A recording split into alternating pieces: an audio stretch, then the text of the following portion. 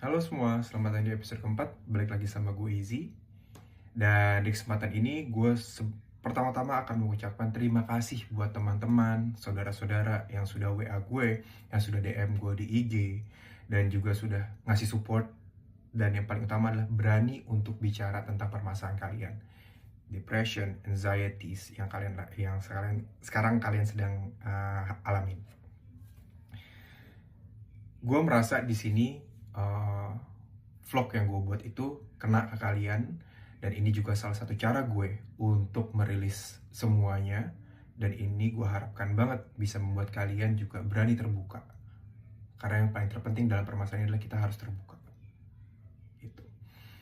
Oke, di episode keempat ini sebenarnya gue pengen sharing sedikit mengenai tanggapan atau respons dari beberapa teman-teman tentang episode kemarin gitu.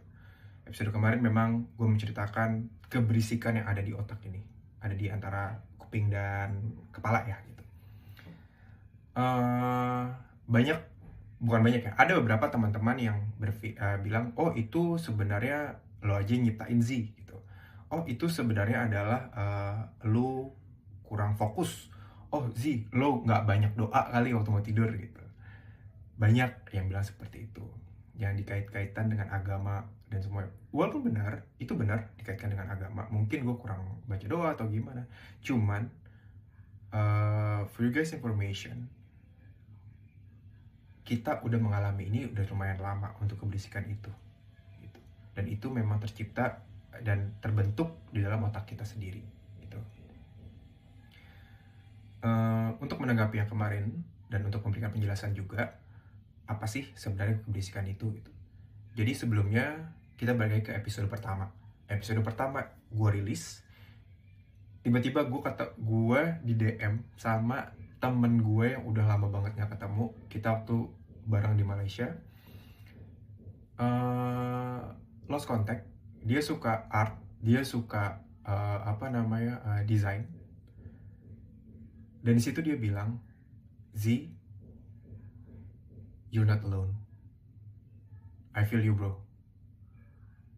Kalau butuh apa-apa, please call me. Di otakku cuman bilang kayak, dude, you are the one, my least expected person telling me about this. Gitu. Lo kenapa? Gue bilang gitu juga sama dia. Di situ dia bilang, katanya gue 11 tahun udah ngerasain itu, dan dia udah ready buat waving a white flag, udah ready buat bilang bye-bye to his family. Dan di situ dia ngasih gue secerca harapan ya gitu. Karena situ gue juga cerita permasalahan gue, permasalahan yang soal nggak bisa tidur, permasalahan yang gue harus minum obat tidur supaya nggak diemin yang ada di sini, permasalahan gue yang sama, gue udah give up sama dunia ini gitu. Gue udah ready take my life anytime. Gue udah mikirin caranya semuanya. Dia cuma bilang, Z, itu sama kayak gue. Dan dia cuma bilang, lo tau gak? Dia tanya sama gue gini, lo tau gak sih, itu apa sih sebenarnya yang berisik? Apakah lo buat sendiri? Menurut lo, dia bilang gitu, menurut lo, apakah lo buat sendiri? Apakah memang itu bisikan setan, dia bilang? Atau emang lo belum bisa maafin lo yang dulu? Atau trauma? Gue bilang sama dia, gue jawab, bro, I believe in good and bad, I believe in angel and demon gitu. Tapi untuk gue bilang itu dibisikin setan, I'm really sorry, tapi gue nggak percaya. Gitu. Gue percayanya adalah itu gue punya mental health, gue punya gue punya pikiran sendiri yang berisik banget karena gue overthinking dan gitu. Terus dia bilang, Zilo pernah reconsider nggak kalau misalkan itu adalah your childhood trauma, your inner child? Gue bilang, bro, kejauhan, gue nggak pernah mikir sampai sana. Could you please explain to me more a bit about that? Gitu. Dia ceritain, menurut pengalaman dia, setelah 11 tahun dia menyimpan ini semuanya, setelah 11 tahun dia pelajarin ini semuanya, dia bilang, gue baru sadar sih, ternyata itu adalah inner child gue yang belum bisa my present self forgive him, belum bisa memaafkan. Terus gue bilang, loh maksudnya gimana ya gitu. Contohnya gini, dia bilang gitu, lo punya childhood trauma katanya. Let's say lo makan es krim jatuh, terus sampai sekarang lo benci banget yang namanya es krim gitu. Tapi sebenarnya es krim jatuh bukan gara-gara es krimnya aja mau jatuh, tapi cuman gara-gara lo nggak sengaja nge-trip yourself. Nah, terus lo nyalahin apanya gitu, dan itu yang akan kebawa terus sama lo sampai lo tua, dan akhirnya lo benci banget yang namanya es krim tanpa lo sadarin. Gitu. Lo harus belajar buat maafin inner child lo.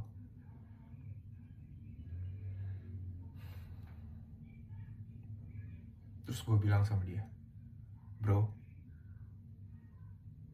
gue mengakui kalau gue pun punya mental health situation atau overthinking atau depression as part of my life.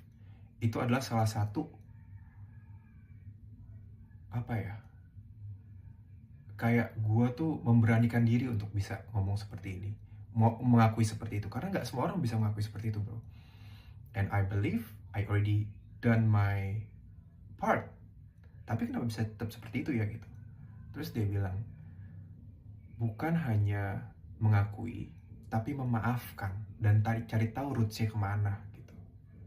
Ini masih related sama buku yang pernah aku baca, ya tentang GAD, General Anxiety Disorder something, if I'm mistaken. Gue ada bukunya, dan nanti gue akan di besok gue akan kasih tahu ini ya bukunya. Jadi child trauma lo itu yang mesti lo betulin, mesti lo maafin. Lo mesti balik ke trauma lo yang dulu, lo cari tahu kenapa, lo bilang sama diri lo sendiri kalau lo maafin. It sounds cliche, it sounds like wah dude, gue kayak bermain dengan imajinasi dan gue bukan anak kecil gitu. But last night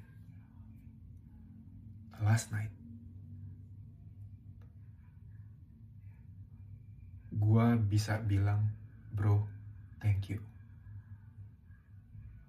banget udah ngasih gue jawaban seperti itu.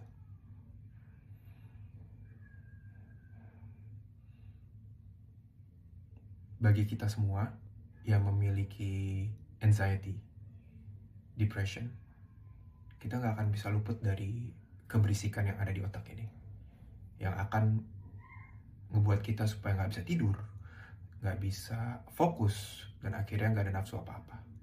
Tapi semalam, sebelum gue rutinitas, habis sholat, semuanya, itu gue cuman diam pakai headphone. Biasa gue dengerin lagu atau scrolling, dan ini gue cuma dengerin lagu santai aja gitu, R&B. Gue suka R&B.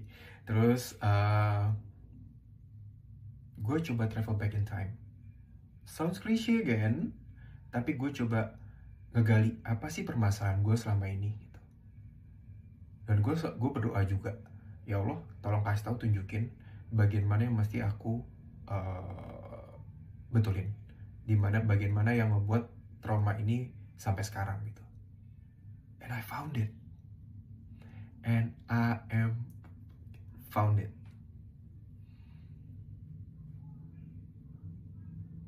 Bukan salah orang tua gue, bukan salah pasangan gue yang dulu, tapi salah gue. Dan gue relate sama sekarang, kejadian sekarang, and it's totally the same.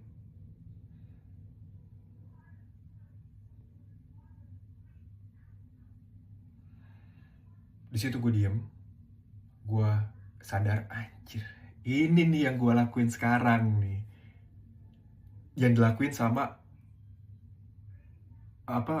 orang-orang yang dulu gitu, gue yang dulu. Oh inilah sekarang nih kenapa gue bisa berlaku seperti ini. Oh inilah yang dilakukan oleh partner gue dulu gitu, dan akhirnya gue lakukan sekarang, dan itu salah gitu. Dan my inner childhood itu bukan berisikin gue, tapi bilang, "Zi, lo jangan kayak gitu. Itu lo tahu udah salah, tapi kenapa lo lakuin?" Itu yang akhirnya gue bilang, oh, wow, our brain works, our trauma works in a different way. Dan gue ngerasa kayak, ternyata gue selama ini tuh gak bisa tidur karena gue melakukan kesalahan. Dan akhirnya gue diingetin sama inner child gue.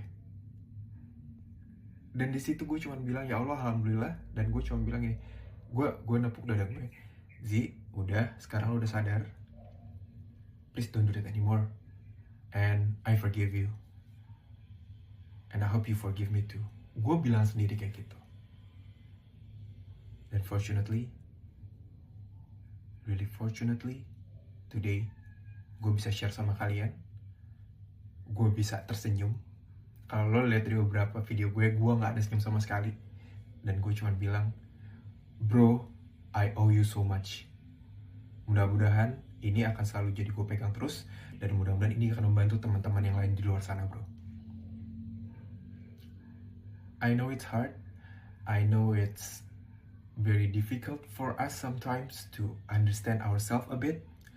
And untuk berjalan di memori-memori kita yang lama, gue tahu itu susah, dan itu kita tuh gak mau revisit mereka lagi. Tapi gue udah coba, guys. Dan thank you so much udah selalu nonton vlog gue sampai detik ini. Dan mudah-mudahan gue akan selalu ngebagi apapun tentang mental health. Dan sekali lagi, I owe you guys so much, and thank you very much. Sampai ketemu lagi. Ciao.